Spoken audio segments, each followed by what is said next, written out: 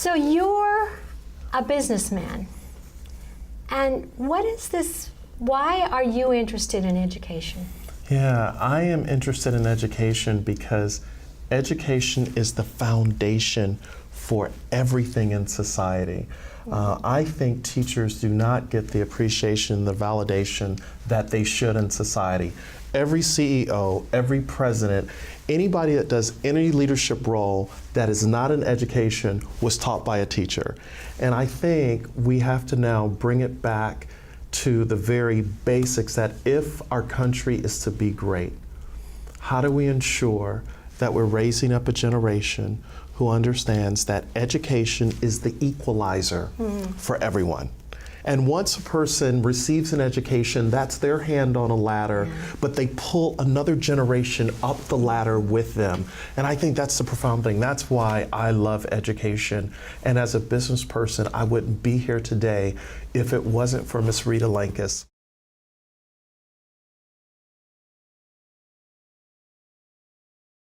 My English teacher 31 years ago, who said to me, "Young man, I want you to write a speech." I'm imitating her. And I want you to give it before the entire school assembly, because what was interesting, when I was in 9th grade, I went to McKinley High School, which was named after our 25th president, William McKinley, and it was a trade high school, and you had to take air conditioning, refrigeration, carpentry, sheet metal, plumbing, and I failed all the classes. And I went out for the football team and I got cut. I went out for the basketball team. They said, "You are not the next Magic Johnson." And I went out for track in the field, and they said, "My brother, you are a little slow, right?"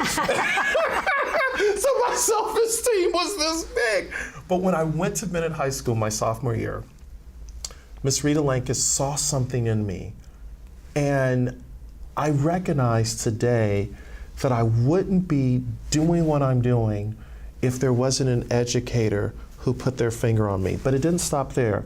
When I went to college, Dr. Johnetta Cole, who's former president of Spelman College and now a director at the Smithsonian, she said to me, "Young man, you are going to do something important with your life."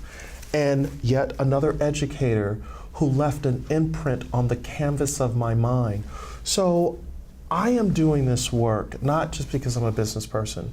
I'm doing this work because when we understand that education is the foundation for everything, then we recognize that all of us are called to be a part of the solution. It's about drawing out. How do we draw out the brilliance that is in everyone? And when we draw out that brilliance, everyone understands that I am brilliant just like you're brilliant. And it doesn't matter what side of the tracks you come from. Collectively, when we come together, we become brilliant together as a team. So that's why I do this work.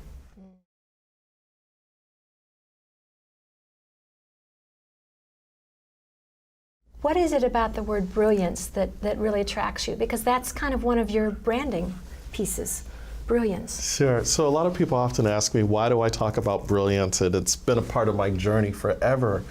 A number of years ago, my mentor, one of my mentors said to me, he says, "How are you doing?"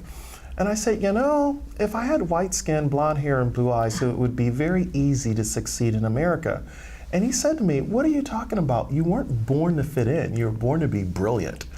And when he said it, something just unlocked in me, because no one had ever told me that I was born to be brilliant. So then I started reading some of Dr. Howard Gardner's work, and Dr. Gardner in his research says when they looked at students up to the age of 4, they're operating at the genius level, but when they got into their early 20s, only 10% were still operating at the genius level, and in their late 20s, early 30s, only 2% were still operating at the genius or brilliance level. So the question that I had, like you had, is where did this genius or brilliance go? It didn't go anywhere, but it became buried by society that says, color within the line, sit down, give it back, you can't do that. And so when I looked at that, I said, wait a minute, everybody has brilliance, insight, potential, genius in them. And yes, it could be an overused word, but everyone has something in them. And how do we use education as the vehicle to help everyone find their flight plan so that they can soar and break the sound barriers that society and life will put around them? And when they break through the sound barrier, they bring everybody with them.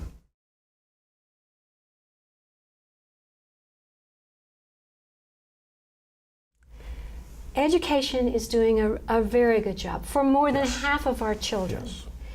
And the message we want to give is that we know that there are other kids who we aren't reaching.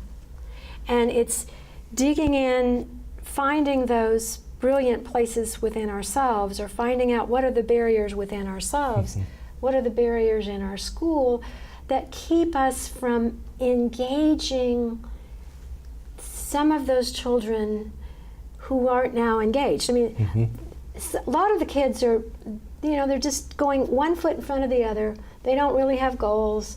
They're just there because mom and dad are supposed to. They're not being terrible. They're not being behavioral problems, but they're not connecting with their own potential. And that's what makes me sad, because I agree with you. I think education can really help you, first of all, realize you have potential, and then get excited about it, and then work towards it. That's it. So it's figuring out, okay, I connect, for a teacher to say, I connect really well with these kids. Now, what am I doing with these kids that helps me connect?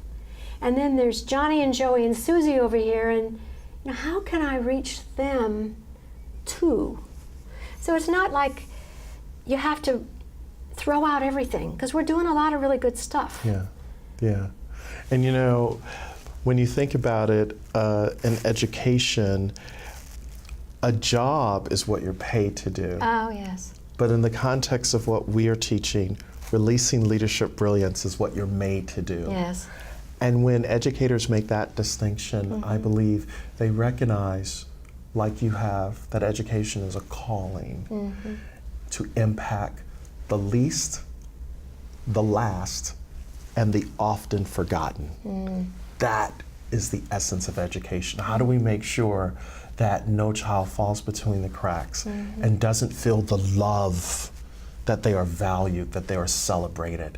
To say, you are loved, you are kind, and you are very important to me. And that's what I believe educators do. That's what we want to do through this work. And I think that's what we need to remind them of. Yes, yes. Because that's why they went into education. Absolutely. We believe that you have made a tremendous impact.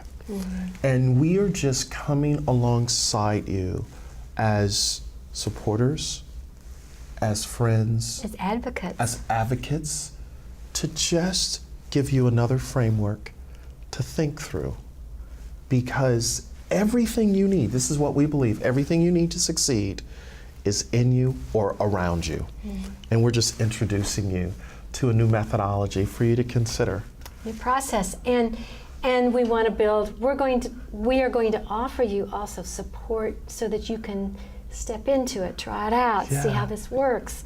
Think of it as an experiment. And really get involved with our online community, breaking barriers together at releasingleadershipbrilliance.com. We believe that you'll meet amazing educators who are on the journey, who, like you, want to transform the classroom one student at a time, one school at a time, not because you have to, but because you want to.